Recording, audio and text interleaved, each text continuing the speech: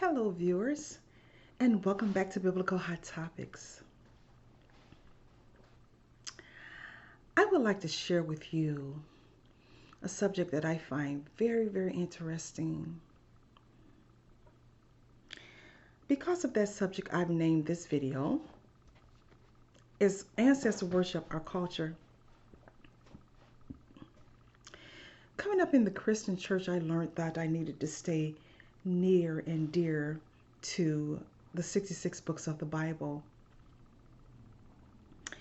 But in growing up intellectually and spiritually, I found that it's almost, I guess I could say it's kind of redundant to stick to um, that, that thinking, because a lot of the books of the Bible has been removed from the Bible. So, because books have been removed from the Bible, then we don't have the 66 cannot be the absolute truth. I've learned that. So I've moved on to just kind of learn more about subjects that I am interested in learning. And I found that, I found why the Most High God tells us to diligently seek. Because if, as we diligently seek, and by books being moved out of the Bible, there's a lot of stuff that you're not going to be able to do research on. So, we were taught that, oh, well, you have to do the research, and whatever that you can't find by the research is that irrelevant and something that you don't need to be concerned about. That's not true. That is not the truth.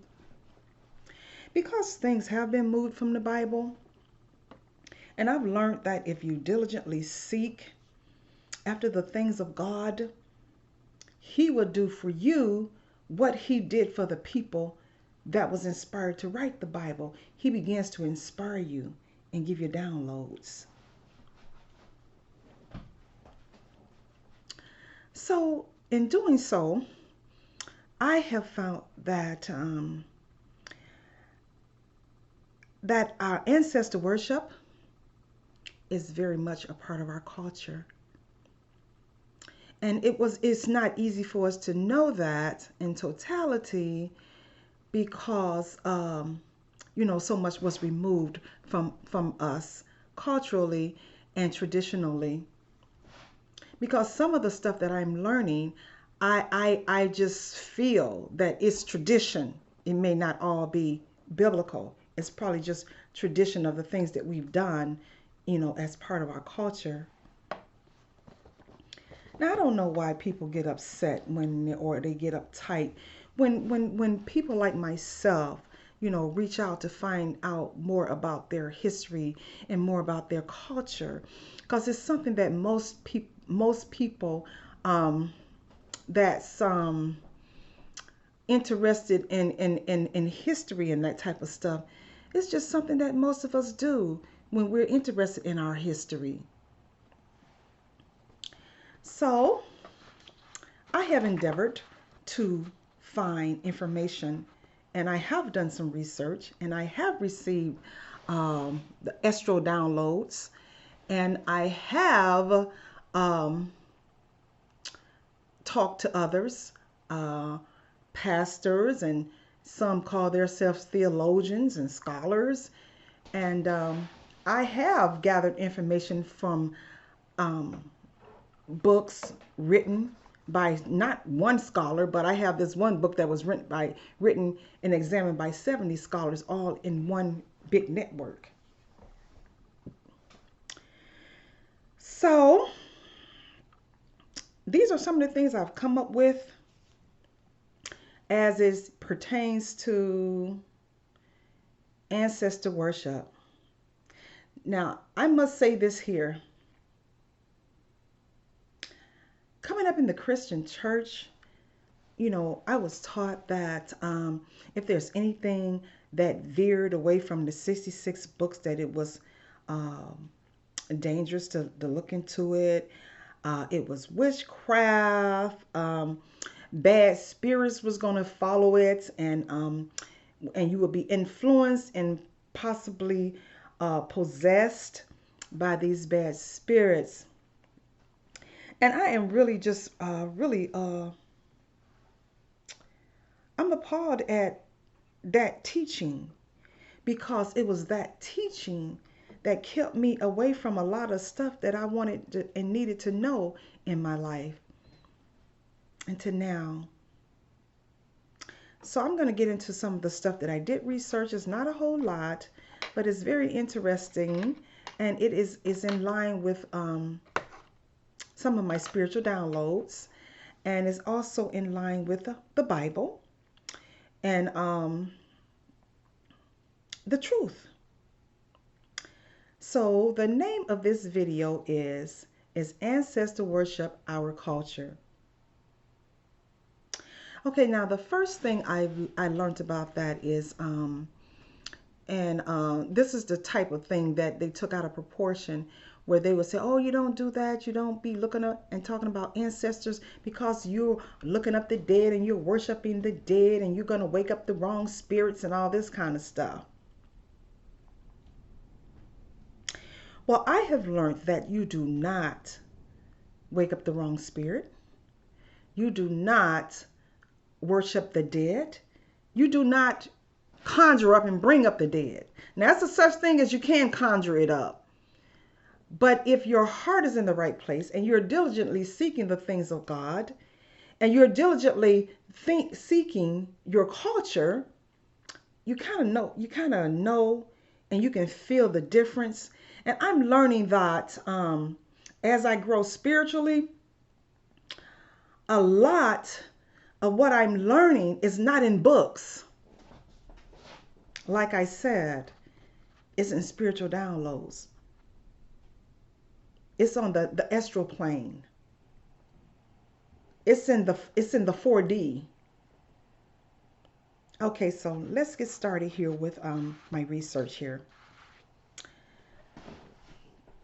Public adoration and respect that is given to our parents, our grandparents, and other loved ones on the plane of deity are also, listen carefully, are also supposed to be given to our ancestors.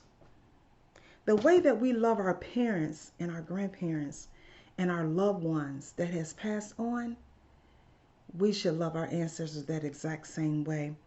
And that's an easy thing to say because you don't know them.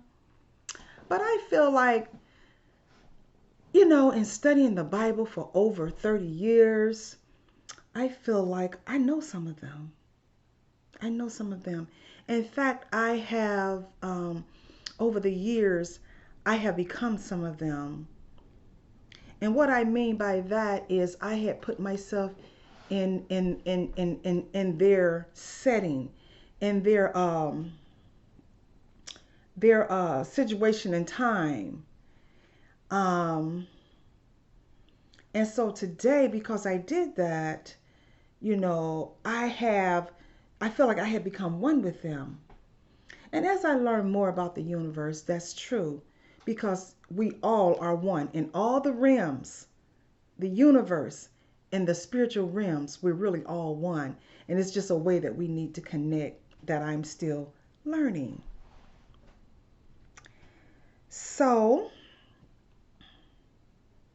again, public admiration and respect that we have for our parents, our grandparents, and other loved ones on the deity level, because my mom is on the deity level. My mom, I had two moms. God gave me a mom that was actually, she was closer to me than my biological mom, and I love her very much. But even her and other people that I love, biological people and people that's not biological that was very dear to me, I put them on a deity level. And so I am learning that that is the same thing that we're supposed to do for our ancestors. Now, where I'm coming from here, I'm coming from a document I found online. And this document is called Ancestor Worship. And it is by a guy named Joseph Jacobs. And this is what it says. Public adoration, and I'm not going word for word because I have paraphrased it, okay? Perfect adoration and respect that is given to our deceased parents, grandparents, and other loved ones on the plane of deities are to also be given into our ancestors. This belief is the only one of its kind that has been put forward scientifically, listen, and systematically, with explanation of the changes made by the latter in the true religion of Israel, according to a statement in this document that I just mentioned, which is Ancestor Worship by Joseph Jacobs. Now, the material that was found in this document was reviewed by Herbert Spencer. Herbert Spencer was born April 27th, 1820. His life duration expanded to December the 8th, 1903. He was an English philosopher, a psychologist, a biologist, an anthropologist, a sociologist, famous for his hypothesis of social Darwinism. Spencer originated the expression, listen carefully, survival of the fittest, which he coined in Principles of Biology in 1864. After reading Charles Darwin's on the origin of species by means of, listen, natural selection or preservation of favored races in the struggle for life. This work was published on November the 24th, 1859, a work of scientific literature by Charles Darwin that is considered to be the foundation of evolutionary biology. Darwin's book introduced the scientific theory that populations evolved over a course of generations through a process of natural selection. Let me say that again. Charles Darwin, that is considered to be the foundation of evolutionary biology. Listen carefully. Darwin's book introduced the scientific theory that, scientific now, see, because a lot of people come to me and, oh, you're saying all this Bible stuff. Give me something scientifically. So here you go. That populations evolved over the course of generations through a process of natural selection. This book presented a body of evidence that the diversity of life arose by common descent through a branching pattern of evolution. Now, this statement alone, viewers, expressed the necessity of ancestor acknowledgement. The statements that I just made here, it expresses, to me at least, the importance of acknowledging ancestors, of learning more about our ancestors.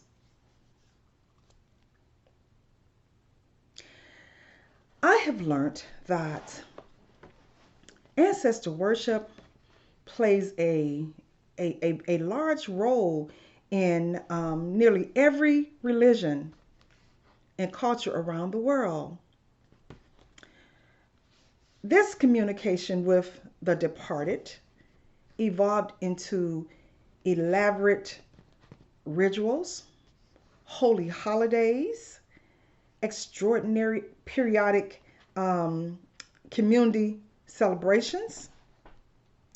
To name some of the nations who worship their ancestors, I will start with saying many European nations, the people of India, people of Ghana, Mexicans, Romans, Chinese, and Cambodians, to name a few.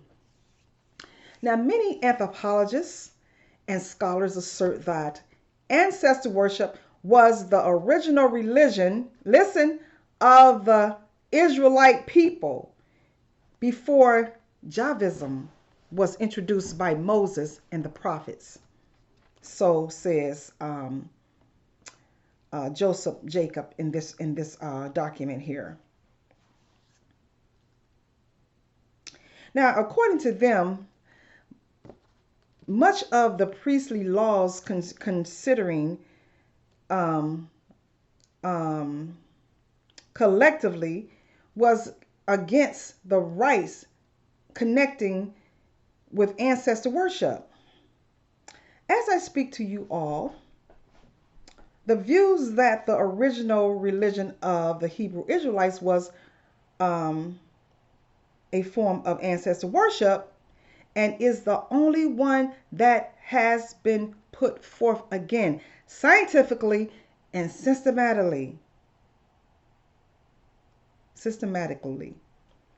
against again with an explanation of the changes made by the latter true religion of Israel. As you yourself endeavor on your own to seek this more information in this subject and more understanding, you will find that some have denounced. Of course, they're always trying to snatch our crumbs. Isn't that something? And that's why I want to learn so much, because, it's like, I'm learning that, I'm just trying to learn my culture. I don't mean any harm. People come and say, oh, well, you're prejudiced. Why you pulling all that up? Why not? You know your culture. Why shouldn't I pull it up and try to know something about myself? But here we go. And what I was saying here is some are trying to denounce the fact that ancestor worship was originated with the Israelite people. And so they have an argument going on with that.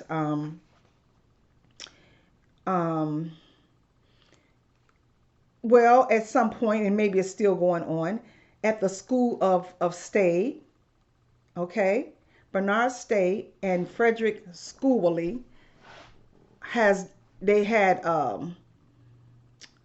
discovered that there was some conflict with the belief that ancestor worship came from the Israelites. One of the receipts I have to back up what I'm saying is we're going to talk a little bit about the Hebrew Israelites' perception of life after death. And we're going to talk about it and pull it from the scriptures. And then this way you all will have references to go to. You will have the scripture to reference what I'm saying. And then on top of that, you can go into the precepts to also find references. And if you dig hard enough, you can even go into some of the lost books of the Bible, and you'll find that some of the lost books of the Bible are even referencing the 66 books that they say are so important. I think they all were important. And I think some of the ones that was removed was so important that they removed them because they want to keep our people at a certain educational status. And that's my opinion. Okay, so the first verse I have here is I have Psalms 30 and verse 3, and it says, O Lord, thou hast brought up my soul from the grave. Thou hast kept me alive, that I shall not go down to the pit. Now that right there tells me that there's more than one death. I know here in medically, there's clinical deaths, and then they name different types of deaths, that is before the ultimate death. Okay, but I'm saying here spiritually, there is more than one death. Because again, this is Psalms 30 in verse 3, and it says, "O Lord, listen carefully, Thou hast brought up my soul from the grave." So this person was perceived to be dead, okay? Brought my soul up from the grave. He's dead, his soul is not dead, all right? Thou hast kept me alive, that I should not go down into the pit. Okay? So there is a death where you go down into the pit and you're dead, and probably forever. I know they say that we're balls of energy, and when you die, that energy go on to something else, and I understand that. But I also believe that depending on the deeds of that person, I believe that God can decide that he do not want that person to have another life through his ball of energy. And then he'll just be in the pit, and he'll just be dead, and he'll just be gone. I believe that. Okay? But to find out more about that, read the entire book of Psalms 30. Okay? Okay, so another verse I have here is Psalms 86, verse 13. And it says, "For great is thy mercy towards me, and thou hast delivered my soul from the lowest hell." So that tells me that there are levels of death. So everybody that die, and we go to their funeral, and we see that they're put in a mausoleum, or they're put in a grave, or even the ones that's cremated, they're not necessarily going through the same experience. Okay, and I am learning more about that, because when a person dies, like right now we're in the 3D. When a person dies, he or she is in the 4D. And in the 4D is a lot going on in the 4D. In the 4D is where your dreams are, your consciousness. Sometimes you may astral plane out of your body, and you're in the 4D, and then people come back into the 3D from there. And your dreams, like I said, your dreams are there, your imagination is there, and all of these things that I'm saying is also tied to you as being an individual, and tied to your soul. Even if you don't have a soul, it's tied to the fact that you are alive and you fall asleep. And when you fall asleep, you can very rightfully be in the 4D in your sleep. Sleep is very close to one of the deaths, not the death of the pits of hell, but very close. And I say this because I had a friend, and she wanted to be my friend, and I loved her, and I still consider her my friend. But her husband came between us. And the reason why her husband came between us was because I was with a family member of his. And things didn't pan out for him and myself. So because it didn't, he wanted his whole family to turn against me. Well, anyway, it's my perception that his wife, she passed away. And before she passed away, or during the time that she was passing away, I felt her strongly. I felt her presence. I felt her trying to communicate with me. And what she said to me was, "He did me wrong."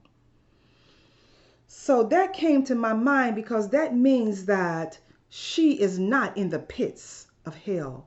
She is one that will be in that upper part of death that will come back.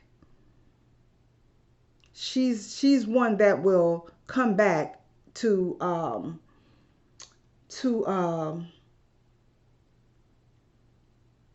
I guess people say reincarnation. I would say to for another lifetime, another life, another experience. But she will come back. And then there's going to be a time where when our people come back, we won't be in this dispensation of time. We will be in the dispensation of forevermore. And so that's going to be very interesting. Can you imagine people that allow people to die when they had the right to say, no, save my husband, save my wife, save my child? And when those people come back to confront you, if you're here, come back to confront you, that to let you know how they felt, and for them to let you know that they knew you didn't do all you could do to save them. And that's gonna be awesome. Okay, so let's continue here. So I'm just gonna start again with Psalms 86:13. It says, "For great is thy mercy towards me, and thy hast delivered my soul from the lowest hell."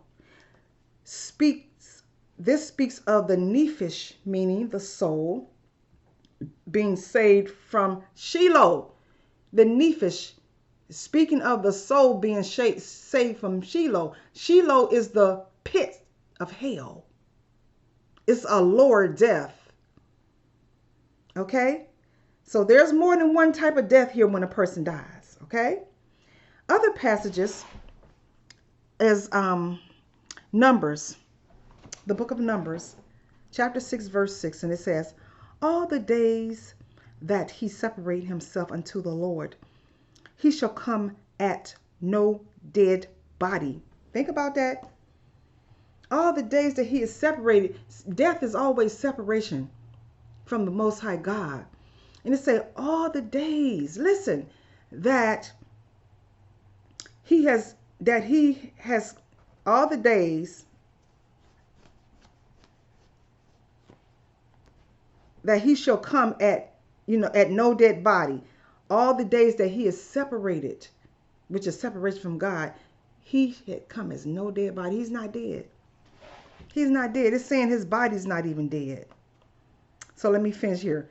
Verse 7 of that passage is, "He shall not make himself unclean for his father, or for his mother, or for his brother, or for his sister when they die, because the consecration of his God is upon his head.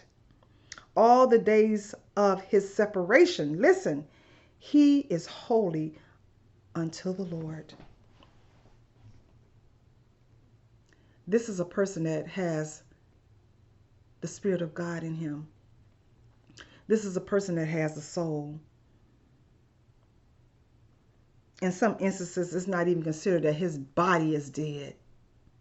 Wow. "Neither shall he go into any dead person." You know what that means? That means sexual intercourse.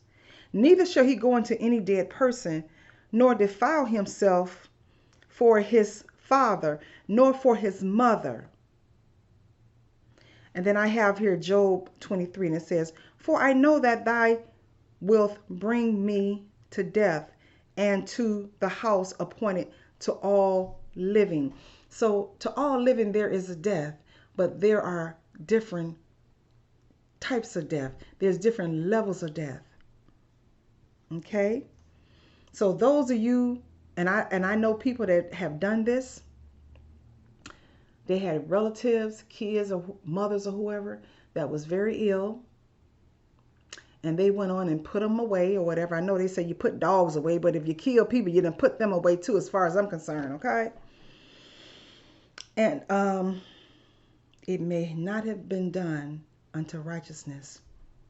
And that's going to be interesting one day for that person that did that to a person that they had an opportunity to speak up for when that person couldn't speak. Maybe he was or she was in a coma.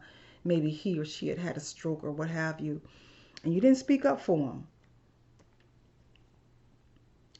So I don't know what kind of led me to go into this, because this is a subject I don't hear many people talk about. But I think it's something that, we ought to think about, okay? Because we are entering a very spiritual realm. And spirituality is showing us demons in people. It's showing us the separation of the wheat from the tare.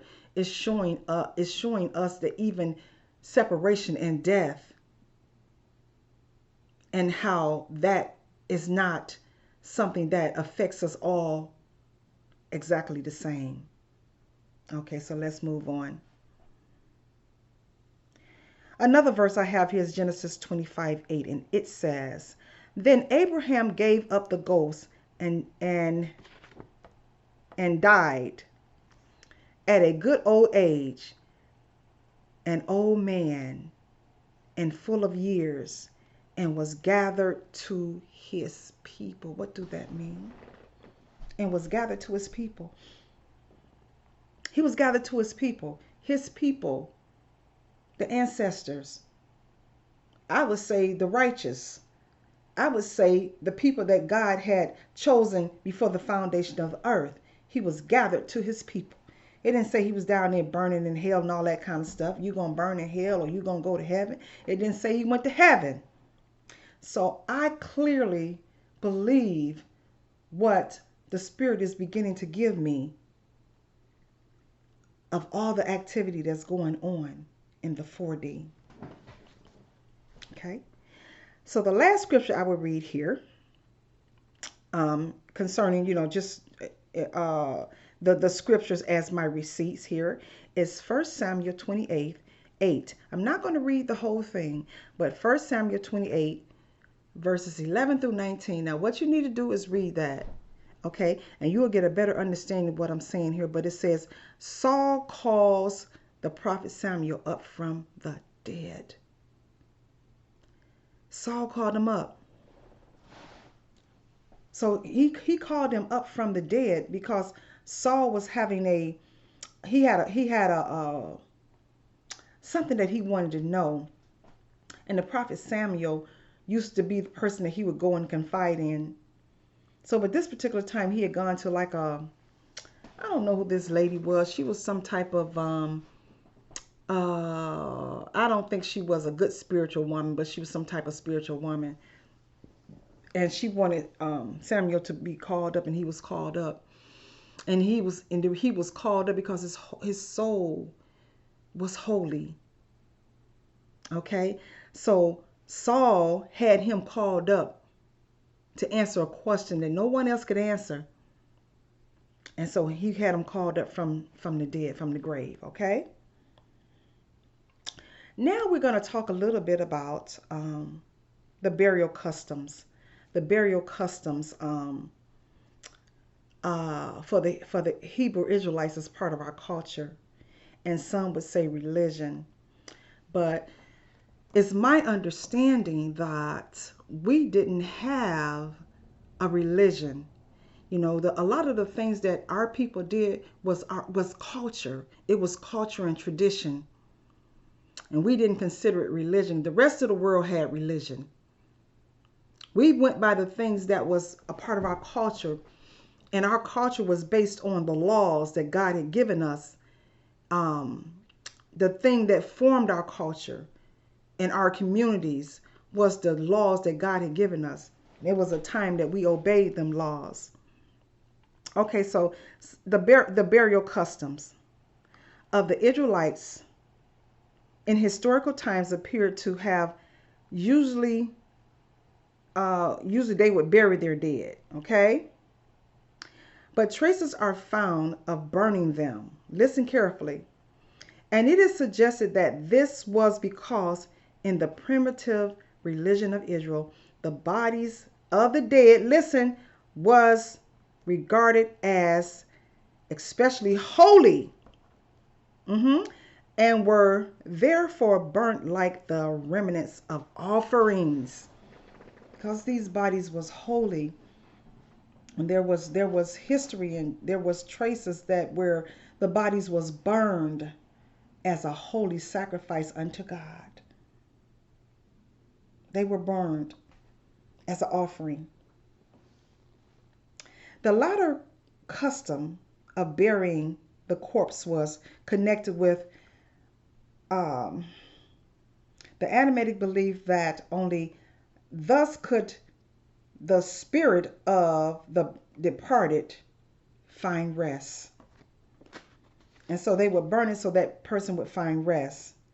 In early days, the dead were buried in their own houses. You hear what I'm saying? And this is very interesting to me. I'm finding that the dead in our culture, as part of our tradition, when our people died, and say it was your great grandfather or whoever, and you know, whatever we called him, the chief, the head person of the tribe or whatever, he was buried in his house, because when that body was gone and it was offered as an offering, that would have took away the stench. Or sometimes they would just bury the body without the body being burnt. But out when that body is gone, and then the spirit that is in that person is the same spirit that God, when him and the Godhead stood before the darkness, before the foundation of the earth, and said, let us make man in our image and our likeness. And so therefore, he puts a little bit of himself in that man. So it makes perfect sense to me. When that man died, you know, a lot of people say, when you die, your soul go back, and that's the end, and then God, you know, it go back, and you're gone forever, evermore. The little bit of himself that God put in there, his image and his likeness, which is the likeness is the spirit. Okay? What I'm gathering here is what they would bury that body in the house, and then that beautiful divine spirit from that person would come up and would stay in that house and would bless that house. Okay? Now that's not what we're taught, but this is what I'm learning from our culture. Now I have a reference for that. In early days, the dead were, listen carefully, buried in their own houses. And you can find that in 1 Samuel 25, verse 1. This is held to have been for the purpose of worshiping their spirit. Worshiping their spirit. And what I am getting from a spiritual download is that spirit being there as a benefit for that household, as it always had been for that family. It was customary to place memorials, listen, on the graves of the dead for the purpose of worship. And that's what we didn't know. We put a memorial up there, and we thought the only reason it was there was so that we can go and say, oh wait, this was my grandfather was buried, and his name is on there, his birthday and everything. But I'm learning here from our culture that that memorial was put on there, on that grave, for the purpose of worship. So if I go back to the question that I initially started before this video, and that question is ancestor worship our culture? Yes. And the second thing I said was, we don't contact the dead. We contact the divine spirit, their divine spirit. Do your research. And if you have anything that maybe we could talk about together, I would be honored to address you in the comment area. Thank you for tuning in to Biblical Hot Topics. And I would like for you to give me a thumbs up and subscribe to this channel if you enjoyed or got any good information from this particular subject. Again, thank you for tuning in to Biblical Hot Topics, and have a blessed night. Good night.